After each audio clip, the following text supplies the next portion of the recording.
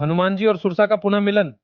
प्रिय गणों, आज मैं आपको वह कथा सुनाने जा रहा हूं जो अधिकतर लोगों ने न तो सुनी है न पढ़ी है, परंतु इसका उल्लेख रामायण के गूढ़ प्रसंगों और नागों से संबंधित पुराणों में छिपा हुआ है। यह कथा उस समय की है जब श्री राम का कार्य पूर्ण हो चुका था, रावण का वध हो गया था, माता सीता की अग्नि परीक्षा हो चुकी थी और अयोध्या में श्री राम का राज्याभिषेक हो चुका था। श्री हनुमान जी अब प्रभु श्री राम के आज्ञानुसार समस्त भक्तों की सहायता, धर्म की स्थापना और नाम की कीर्तन लीला में लगे रहते थे। वे प्रतिदिन पृथ्वी के विभिन्न भागों में भ्रमण करते और जहां कहीं कोई संकट में होता वहां सहसा प्रकट हो जाते। परंतु एक दिन ऐसा कुछ घटा जिसने स्वयं हनुमान जी को चौंका दिया। संध्या का समय था। हनुमान जी एक पर्वत की चोटी पर ध्यानस्थ बैठे थे, जहां गंगा जी की एक धारा शांत स्वर में बह रही थी। तभी उन्होंने सुना, समुद्र की गहराइयों से आती एक दिव्य पुकार, मारुत नंदन, पवन पुत्र, तुमसे एक रण बाकी है। यह स्वर कोई सामान्य नहीं था, उसमें तप, वैराग्य और रहस्य की गूंज थी। हनुमान जी ने तुरंत नेत्र खोले। यह स्वर उन्हें उस एक घटना की ओर ले गया जिसे वे भूल तो नहीं सके थे, परंतु कभी गहराई से सोचा भी नहीं था। वह थी सुरसा। सुरसा कौन थी? लंका की ओर प्रस्थान करते समय समुद्र में एक विशाल मायावी राक्षसी ने हनुमान जी का मार्ग रोका था। वह उनका मुंह निगलने को उद्यत हुई, परंतु हनुमान जी ने चतुराई से अपने शरीर को बड़ा और फिर छोटा कर उनके अंदर जाकर वापस बाहर निकल आए। तब उस राक्षसी ने अपना वास्तविक रूप प्रकट किया और बोली, मैं सुरसा हूँ। देवताओं ने मुझे भेजा था यह देखने के लिए कि क्या तुम अपने लक्ष्य में अडिग हो। यह बात वहीं समाप्त हो गई थी, परंतु अब इतने वर्षों बाद वही सुरसा पुकार रही थी। हनुमान जी ने तुरंत आकाश मार्ग लिया।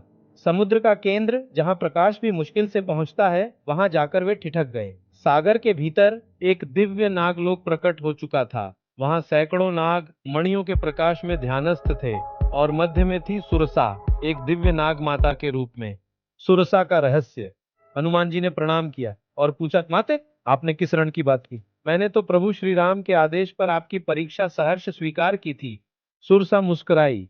वह अब कोई राक्षसी नहीं थी, बल्कि एक तपस्विनी जैसी प्रतीत होती थी। उनकी आंखों में सौम्यता थी, वाणी में ब्रह्म ज्ञान की धारा।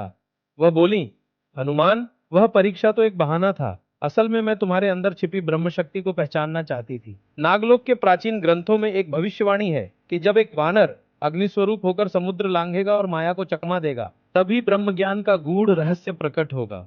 हनुमान जी चकित हुए। माता, मैं तो केवल राम कार्य में लगा था, मुझे ब्रह्म ज्ञान का कोई अभिमान नहीं।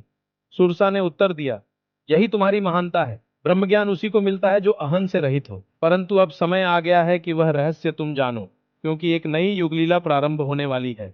हनुमान जी मौन हो गए। चारों ओर समुद्र की लहरें स्थिर हो गईं।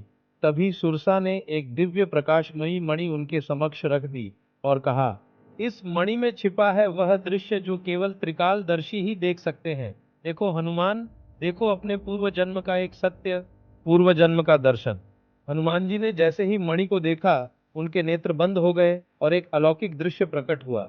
वे स्वयं एक विशाल अग्नि स्वरूप में थे, परंतु न कोई वानर शरीर था, न पूंछ, न गदा। वे ब्रह्मांडीय अग्नि के रूप में अनादिकाल के एक योग में विचरण कर रहे थे। उस समय न राम थे, न रावण, न पृथ्वी, न मानव, केवल ऊर्जा थी। एक दिव्य वाणी गूंजी, त्वमेव कलोसी, त्वमेव तांडव। जब युग थकेगा, जब धर्म डगमगाएगा, तब तुम ब्रह्म ज्योति बनकर पुनः प्रकट होगे।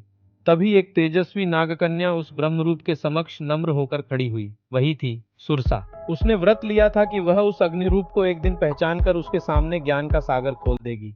हनुमान जी ने आंखें खोली। माता, क्या मैं कोई और था?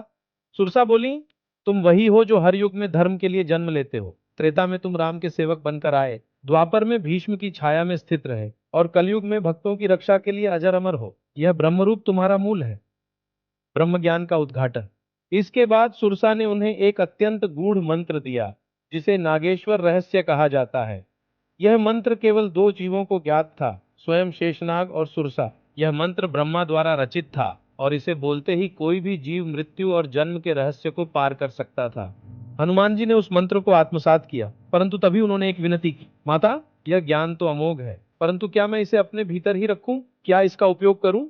सुरसा मुस्कुराई, नहीं पवन सुत, यह ज्ञान तुम्हारे लिए नहीं। यह उस समय के लिए है जब धर्म एक बार फिर डगमगाएगा, जब माया लोगों को निगलने लगेगी। तब तुम एक बार फिर किसी ऋषि के माध्यम से इसे संसार में प्रकट करना। हनुमान जी ने हाथ जोड़कर प्रणाम किया। वापसी और प्रतीक्षा। उस दिन के बाद हनुमान जी वापस पृथ्वी पर लौट आए, परंतु उनका मुख और भी तेजस्वी हो गया। उनके भीतर अब केवल राम भक्ति ही नहीं, बल्कि ब्रह्मज्ञान की अद्भुत ज्वाला भी प्रज्वलित हो चुकी थी। उन्हें यह गूढ़ ज्ञान कभी दिखाना नहीं था, केवल उस दिन तक के लिए संजो कर रखना था जब पृथ्वी फिर अंधकार में डूबेगी। और कहते हैं, कलयुग के अंत में जब विष्णु का कल की अवतार होगा, तब हनुमान जी सुरसा द्वारा प्रदत्त उस नागेश्वर रहस्य को प्रकट करेंगे और माया का पूर्ण नाश कर देंगे। इति कथा समाप्तम।